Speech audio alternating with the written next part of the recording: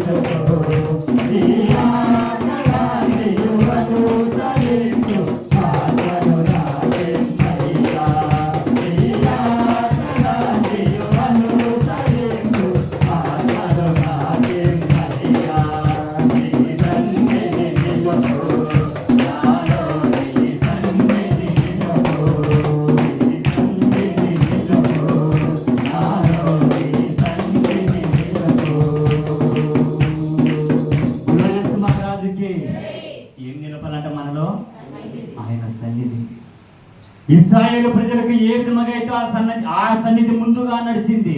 ఎప్పుడు అర్థమైందా లేదా? ఇశ్రాయేలు ప్రజలకి ఆయన సన్నిధి పగటి వేళ మేఘస్తంభము, అగ్నివేళ, రాత్రి వేళ అగ్ని స్తంభముగా ఆయన సన్నిధి నడిచింది. ప్రియ దేవునికి మహిమ కలుగును గాక.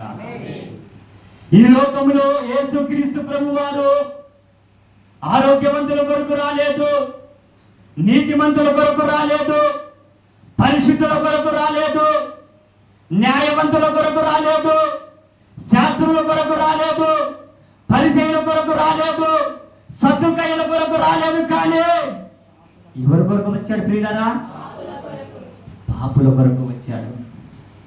అవమానింపబడిన వారి కొరకు వచ్చాడు, బాధింపబడిన వారి కొరకు వచ్చాడు, శోధింపబడిన వారి కొరకు వచ్చాడు, నిందింపబడుచున్న వారి కొరకు వచ్చాడు. నేనున్నాను, నువ్వు భయపడవద్దు, దిగులు పడవద్దు, చింతించవద్దు.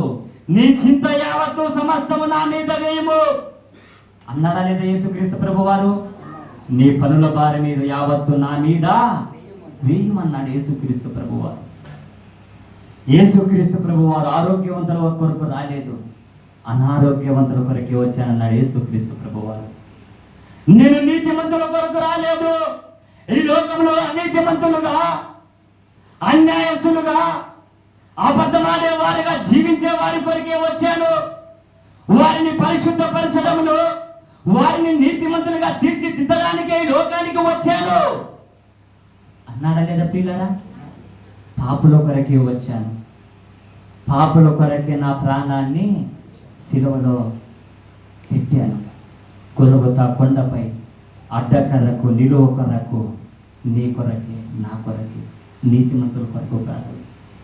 ఆయన ఈ లోకానికి వచ్చినది అపవిత్రతలో జీవించుచున్న మన కొరకే. ఆయన రాజ్య వారసునిగా చేయడానికి, నిన్ను నన్ను ఆయన రాజ్య వారసునిగా చేయడానికే యేసుక్రీస్తు ప్రభువారు యెరూషలేము వీధులలో ఈడ్చబడినదే, గొల్గొతా కొండపై అడ్డకర్రకు, నిలువ కర్రకి సిలువలో వేలాడబడినదే, మొహముపై ఉమ్ములు వేయించుకున్నదే, అన్యాయపు తీర్పు పొందినది ఎవరి కొరకు? బాధింపబడిన వారి కొరకు, అవమానం పొందే వారి కొరకు, నిందించే వారి కొరకు, శోధింపబడే వారి కొరకు, అన్యాయస్తుల కొరకు, శోధింపబడే వారి కొరకు ఆయన చిందింపబడినది రక్తము.